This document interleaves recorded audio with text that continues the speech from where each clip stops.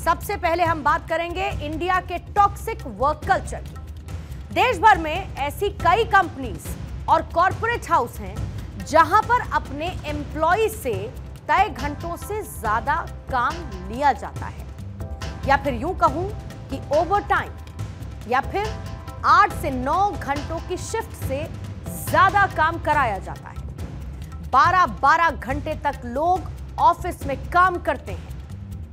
यह जीवन में कैसे जहर घोल रहा है, आज इसका विश्लेषण हमें करना और आपको सुनना और जानना जरूरी है।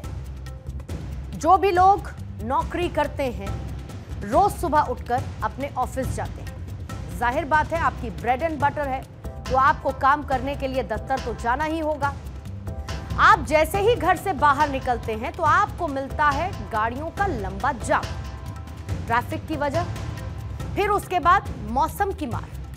कभी तेज बारिश है, कभी आंधी है, कभी तेज गर्मी है, या फिर तेज ठंड है, या फिर किसी जरूरी रीजन की वजह से ऑफिस जाने में देरी हो जाती है, मान के चलते हैं। या फिर कोई घटना घट जाए रास्ते में, क्योंकि रास्ते में अनहोनी कभी भी, कैसी भी, किसी के साथ किसी भी समय हो सकती है। अब ऐसे में ऑफिस पहुंचने में आपको हो जाए लेट, आप क्या करेंगे? बॉस क्या कहेगा? आप सोचेंगे बॉस या फिर आपका मैनेजर आपसे कहेगा कि आराम करो, ठीक हो जाओ, उसके बाद जब ठीक हो जाओगे तब ऑफिस आना। लेकिन कई ऐसे बॉसेस होते हैं जिन्हें दूसरों की मजबूरियों से, उनकी परेशानियों से, उनकी इमरजेंसी से कोई मतलब ही नहीं होता है। सोशल मीडिया पर दरअसल इन दिनों एक पोस्ट काफी वायरल है। आपको वो चैट दिखा रही हूं उस तस्वीर के साथ। मुमकिन है कि आज सोशल मीडिया को स्क्रॉल करते हुए आपने इस तस्वीर को, इस चैट को देखा भी होगा। इस पोस्ट में दरअसल एक एम्प्लॉई अपने बॉस को अपने एक्सीडेंट कार की तस्वीरें भेजता है। ये गाड़ी है जिसका एक्सीडेंट हुआ है, इसकी उसने तस्वीर भेजी। अब इसके बाद क्या होना चाहिए था? अमूमन आप क्या सोचेंगे कि आपके किसी जूनियर लेवल के आदमी ने आपको एक अपनी गाड़ी जिसका एक्सीडेंट हो गया है उसकी एक फोटो भेजी और आप उसके सीनियर लेवल पर हैं, तो जाहिर बात है कि आपके मन में यह ख्याल आएगा कि भाई गाड़ी का तो एक्सीडेंट हो गया लेकिन तुम ठीक हो। मतलब बॉस सहानुभूति शायद दिखाएगा, लेकिन इस केस में ऐसा हुआ नहीं। सहानुभूति दिखाने की बजाय उसने जो कुछ कहा उसे सुनकर, पढ़कर आप हैरान रह जाएंगे। इस एक्सीडेंट हुई गाड़ी की तस्वीर के नीचे मैनेजर का रिप्लाई देखिए। आपके ऑफिस लेट आने का कारण साफ इसमें नजर आता है, लेकिन परिवार में डेथ के अलावा, यानी कि किसी की अगर मौत हो जाती है, कोई भी ऐसा विकल्प नहीं इसके अलावा जो कि आपको ऑफिस आने से रोक देता है। कहने का मतलब यह है कि आप जो भी वजह दीजिए, जब तक आपके घर में किसी की मृत्यु नहीं हो जाती तब तक ऑफिस लेट आने का कोई रीजन ही नहीं है। यह रिप्लाई आता है। ऐसे एक्सक्यूज को कोई भी कंपनी नहीं मानती है, यह भी बॉस रिप्लाई में नीचे मेंशन करता है। एक बार इसको आराम से पढ़ लीजिए जो रिप्लाई आया, और इस रिप्लाई को पढ़कर जरा आप सोचिए। मैं आपके लिए एक बार इसको पढ़ देती हूं। लिखते हैं, it is understandable why you would be late, but regardless anything that prevents you from being at the work place other than death in the family is unexcused at any company। जरा आप सोचिए कि office में अच्छा काम करने के लिए एक कर्मचारी को एक अच्छे वर्क प्लेस, एक मैनेजर, एक अच्छे एनवायरनमेंट की जरूरत होती है। लेकिन अगर आपके ऊपर बैठा बॉस, आपका मैनेजर टॉक्सिक हो, जहरीला हो, तो किसी भी कर्मचारी के लिए उस ऑफिस में, ऐसे एनवायरनमेंट में काम कर पाना किसी एक बड़ी चुनौती से, एक चैलेंज से कम नहीं होता है। आप याद करिए कि ऐसा ही कुछ महीने पहले 26 साल की एक सीए एना सेबेस्टियन के साथ हुआ, और एना जैसे ही फिजिकल, इमोशनल और मेंटल टॉर्चर देश में लाखों कॉर्पोरेट एम्प्लॉइज सहते हैं। मैकेंजी हेल्थ इंस्टीट्यूट ने दरअसल अप्रैल 2020 में एक सर्वे किया था। 15,000 अलग अलग एम्प्लॉइज से बात की और 1,000 एचआर मैनेजर से भी बात की। और इस सर्वे में यह पाया गया कि 40% भारतीय नौकरी पेशा लोगों में बर्नआउट, डिस्ट्रेस, एंजाइटी और डिप्रेशन के सिम्टम्स नजर आते हैं। और ऐसे हर एक नतीजे का कारण है टॉक्सिक वर्कप्लेस बिहेवियर। और इसीलिए हमारे देश में नौकरी छोड़ने की इच्छा ग्लोबल एवरेज से 60% ज्यादा है। उदाहरण के तौर पर आप अपने किसी भी जानने वाले से पूछिए कि और ऑफिस कैसा चल रहा है, या तो वो आपको कहेगा कि मेरे ऑफिस में सब कुछ बहुत अच्छा चल रहा है, या फिर अपने ऑफिस के अंदर वो उस टॉक्सिक वर्क एनवायरनमेंट की बात करेगा जिसने उसके लिए उस दफ्तर में नौकरी करना मुश्किल कर दिया है। लेकिन देश में बेरोजगारी की प्रॉब्लम इतनी ज्यादा है कि नौकरी छोड़ने जैसा बड़ा फैसला लेना मैक्सिमम लोगों के लिए नामुमकिन सा नजर आता है। और यही वजह है कि इस टॉक्सिक वर्कप्लेस को झेलने के अलावा किसी के पास कोई रास्ता नहीं होता, फिर चाहे वो किसी भी तरीके के मेंटल प्रेशर से जूझे, किसी भी तरीके के फिजिकल प्रेशर से जूझे, या फिर उसको एंजाइटी इश्यूज हो, या फिर वो स्ट्रेस या डिप्रेशन में हो। लेकिन ये टॉक्सिक वर्क कल्चर क्या है जो कि एम्प्लॉयज इसके शिकार हो रहे हैं, और वो अपने स्तर पर क्या कर सकता है, इसका डेप्थ एनालिसिस करना जरूरी है, क्योंकि शायद आप इसे अपने रोजमर्रा का जीवन का हिस्सा समझकर छोड़ दें, लेकिन इसका इंपैक्ट इतना व्यापक, इतना बड़ा है कि शायद आपको आज ये बताना जरूरी है।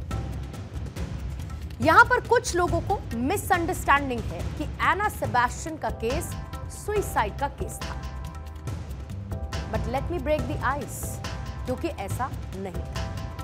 एक अंग्रेजी अखबार से बातचीत में एना के माता पिता ने यह बताया कि 20 जुलाई की शाम को ऑफिस से घर लौटते वक्त वो देर से पहुंची, और जैसे ही घर पहुंची वो जमीन पर गिर पड़ी। एना को अस्पताल लेकर गए, जहां पर डॉक्टर्स ने उसे मृत घोषित कर दिया, ब्रॉट डेड। अस्पताल पहुंचने से पहले ही एना सेबेस्टियन की मौत हो चुकी थी। पोस्टमार्टम रिपोर्ट में लिखा गया कि एना की मौत कार्डियक अरेस्ट से हुई, लेकिन अगर देखा जाए तो कथित रूप से एना सेबेस्टियन की मौत काम के दबाव में हुई है, वर्क प्रेशर में हुई है। हैरानी की बात यह है कि एना सेबेस्टियन को सिर्फ 4 महीने ही इस कंपनी में काम करते हुए थे। एना के पिता ने बताया कि उन्हें कोई हेल्थ प्रॉब्लम नहीं थी, जैसे कोई दिक्कत हो जो कि आपको मौत तक ले जा पाए, ऐसी कोई प्रॉब्लम नहीं थी एना। इस घटना को लेकर EY इंडिया कंपनी के चेयरमैन राजीव मेमानी ने टॉक्सिक वर्क कल्चर को लेकर क्या कहा था। उन्होंने कहा कि हमारे करीब 1 लाख एम्प्लॉइज हैं और सभी को मेहनत से काम करना होता है। एना सेबेस्टियन ने हमारे साथ सिर्फ 4 महीने काम किया था, किसी भी दूसरे एम्प्लॉय की तरह उसे भी काम दिया गया था। हम ये नहीं मानते कि काम के दबाव की वजह से उसकी जान गई। कई लोगों ने इसके बाद सोशल मीडिया पर पोस्ट करते हुए ये बताया है कि वो भी किस तरीके से अपनी नौकरी में इन हालातों के साथ जीने के लिए, सरवाइव करने के लिए मजबूर है। आप चाहें तो इस शो के खत्म होने के बाद अपने किसी दोस्त को जो किसी कॉर्पोरेट हाउस में काम करता हो, उसको फोन लगाकर पूछिए कि क्या उनके काम करने की जगह का एनवायरनमेंट भी टॉक्सिक है। एक व्यक्ति ने यह कहा कि वो अपनी नौकरी में 20 घंटे काम करते थे। दिन में कितने घंटे होते हैं? सुबह, दोपहर, शाम, रात मिलाकर मात्र 24 घंटे। लेकिन वो कहते हैं कि वो 20 घंटे काम करते थे, लेकिन कंपनी 15 घंटे ही काम को मानती थी। ऐसे ही एक यूजर ने यह भी मेंशन किया कि इसी तरीके की कारणों की वजह से वो डेलोइट कंपनी में काम करने वाले 20 साल के युवक की जान चली गई। दरअसल मिड 20s की उम्र में स्ट्रेस, एंजाइटी और इंसोम्निया की वजह से ये जान गई। देखिए, ये बहुत बड़ा इशू है और ये सबसे पहले 1969 में जापान में हुआ, जबकि एक यंग जापानीज वर्कर 29 ईयर्स उसकी एज थी, जापान की सबसे बड़ी शिपिंग कंपनी, न्यूज़पेपर कंपनी के शिपिंग डिपार्टमेंट में होता, ही सडनली डाइड। उसका कारण था सेरिब्रल हेमरेज, कोर्ट में फिर अल्टीमेटली इट वाज सेटल्ड कि ये death due to over, karoshi उसको नाम दिया गया 1982 में। करोशी का मतलब है डेथ ड्यू टू ओवरवर्क। सरकार चाहे तो इस मुद्दे को लेकर बहुत सारे सकारात्मक बदलाव ला सकती है। 2 महीने पहले ऑस्ट्रेलिया की सरकार ने अपने देश के लाखों वर्कर्स को डिस्कनेक्ट होने का लीगल अधिकार दिया। इसका मतलब क्या है? इसका मतलब यह है कि अगर ऑस्ट्रेलिया में कोई एम्प्लॉय काम पर नहीं और उसका एम्प्लॉयर उसे कांटेक्ट करने की कोशिश कर रहा है, तो मैसेज और कॉल के जरिए वो चाहे तो उन मैसेज और कॉल्स को इग्नोर कर सकता है। मतलब ये कि जब आप काम पर नहीं हैं तो आप ऐसे कॉल्स और मैसेजेस को इग्नोर करने का अधिकार रखते हैं। अब यूरोप का उदाहरण देख लीजिए। यूरोपियन यूनियन का जो कानून है वो ये कहता है कि ओवर टाइम को मिलाकर जो मैक्सिमम वर्किंग आवर्स हैं वो 48 आवर्स पर वीक ही हो सकते हैं, 48 घंटे पूरे हफ्ते के मिला के, जिसमें आपका ओवर टाइम भी इंक्लूडेड है। यानी कि किसी भी कीमत पर हफ्ते में 48 घंटे से ज्यादा काम नहीं कराया जा सकता है। लेकिन हमारे देश में इसका ठीक उल्टा है। नवंबर 2020 में श्रम एवं रोजगार मंत्रालय ने प्रस्ताव दिया कि एक दिन में 12 घंटे तक काम कराया जा सकता है। यानी कि हफ्ते में 5 दिन अगर काम किया तो पूरे हफ्ते में हो गए 60 घंटे। अब 5 दिन तो होते नहीं हैं, होते 6 दिन ही हैं, तो आप इसमें और 12 घंटे जोड़ लीजिए जो हो जाएगा 72 घंटे। यह बात हर कोई जानता है कि किसी एक एम्प्लॉय या फिर एक मैनेजर की यह प्रॉब्लम नहीं है। जो भी मैनेजर हैं उनके ऊपर भी होता है प्रेशर। किसका? उनके ऊपर बैठे बॉस का। फिर उनके ऊपर प्रेशर रहता है उनके ऊपर बैठे बॉस का। और इसी तरीके से पूरी की पूरी एक चेन है जहां पर प्रेशर आता रहता है, ऊपर के लेवल से उसके नीचे, उसके नीचे के लेवल से उसके नीचे, उसके नीचे के लेवल से उसके नीचे। और इसी वजह से जो काम का बोझ आता है वो टॉप से आता है। और इसका सबसे बड़ा प्रूफ क्या है? इन बड़े बड़े अरबपति और बड़े बड़े कंपनीज के मालिक की सोच। कुछ महीने पहले टेक बिलियनियर और इन्फोसिस के को-फाउंडर नारायण मूर्ति ने एक पॉडकास्ट के दौरान कहा था कि India's work productivity is one of the lowest in the world. और इसीलिए मेरी विनती है कि हमारे यंगस्टर्स कहें कि मैं एक हफ्ते में 70 घंटे काम करना चाहता हूं। इस तरीके की सेंसलेस बातें जो कि दूसरे कॉर्पोरेट हाउसेस ने भी उनको सपोर्ट किया। ओला के सीईओ भाविश अग्रवाल भी चाहते हैं कि देश का जो यूथ है वो 70 घंटे काम करे। लेकिन आप देखिए, जब खुद भाविश से पूछा गया कि वो एक हफ्ते में कितना काम करना चाहते हैं, तो न्यूज एजेंसी ANI के पॉडकास्ट इंटरव्यू में भाविश अग्रवाल ने क्या कहा, आप उनके इस जवाब को जरूर सुनिएगा। I work 20 hours a day, 7 days a week. Publicly, जब Mr. मूर्ति ने वो बोला तो I was publicly in support, and I got trolled on social media because of that. But I don't care, क्योंकि I have a very strong belief कि यार एक generation को तपस्या करनी पड़ेगी. You don't believe in this weekend concept that people can't reach you on a weekend? Not at all. Right. And the younger generation today, I feel, wants a little bit of what I don't agree with this work-life balance concept. इसका मतलब यह है कि आप हफ्ते के 5 दिन 14 घंटे काम करो, 8 घंटे की नींद तो हो गई और बाकी सब कामों के लिए आपके पास बचते हैं सिर्फ 2 घंटे। आप ये सोचिए कि अगर हफ्ते में 7 दिन आप काम करेंगे तो 10-10 घंटे हर दिन आपको काम करना पड़ेगा। अगर आपको 70 घंटे काम के पूरे करने हैं तो ये एक बार फिर से जरा इसको देखिए। काम किया आपने 14 घंटे, अब कुल मिलाकर हैं आपके 24 घंटे, जिनमें से 8 घंटे की आपने नींद ली। बचे कितने आपके पास? सिर्फ और सिर्फ 2 घंटे। हफ्ते में 5 दिन काम का यह है बाइफर्केशन।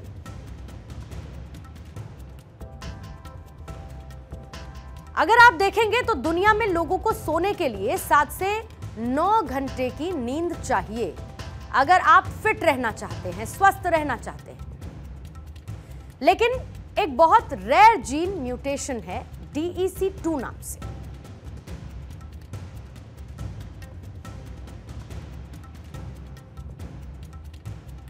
दुनिया में 0.5% पॉपुलेशन ये जीन म्यूटेशन इनमें देखी जा सकती है। जिनमें ये जीन म्यूटेशन है वो कम नींद में भी सरवाइव कर सकते हैं। साल 2009 की एक स्टडी के मुताबिक जिन लोगों में ये जीन म्यूटेशन थी वो एवरेज 6 घंटे 25 मिनट एक दिन की नींद ले रहे थे। मतलब एक दिन में 4 घंटे ही किसी इंसान के पास बचते हैं। ऊपर से बहुत सारी कंपनीज मिडिल मैनेजमेंट रोल्स को कम करने के लिए एआई यानी कि आर्टिफिशियल इंटेलिजेंस का इस्तेमाल करने वाली है। गार्टनर के मुताबिक 2026 तक 20% ऑर्गेनाइजेशन 50% एमएमआर को कम करने के लिए एआई का इस्तेमाल करेंगे, यानी कि वर्कफोर्स को कम करने के लिए आर्टिफिशियल इंटेलिजेंस का इस्तेमाल होगा।